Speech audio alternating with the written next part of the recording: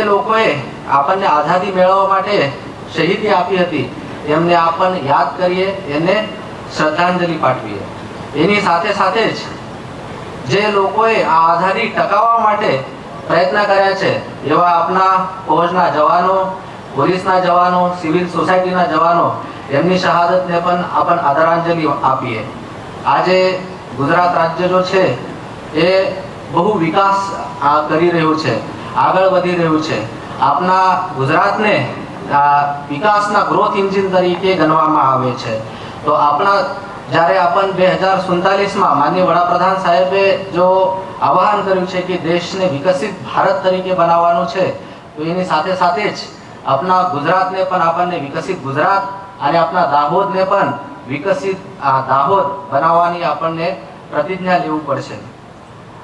આજે આ વર્ષે માનનીય સરદાર પટેલ સાહેબની 150મી જન્મ જયંતિ છે।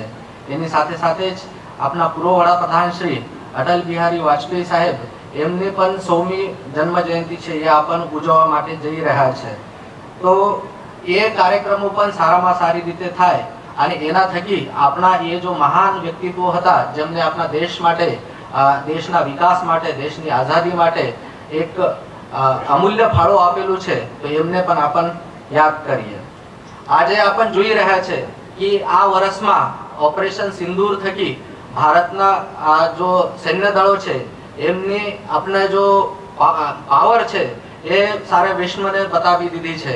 કારણ કે આપણા જો દુશ્મનો હોય કે આતંકવાદ હોય એના વિરુદ્ધ લડવાની અને ઝીરો ટોલરન્સની નીતિ જો છે એ આપણે આખા વિશ્વને બતાવી દીધી છે। અને આપણા દેશમાં સૈન્ય દળો સાથે સાથે જ આપણા પેરામિલિટરી ફોર્सेस હોય, પોલીસના જવાનો હોય, સિવિલ ડિફેન્સના જવાનો હોય, હોમગાર્ડના જવાનો હોય, સામાન્ય નાગરિકો હોય, એમને પણ આપણા તરફથી એક સારી એક એવી જાગૃતતા બતાવીને આ કપરા સમયમાં આપનો દેશ પ્રત્યેનું પ્રેમ જો છે એ જાગૃત કરાવ્યો હતો।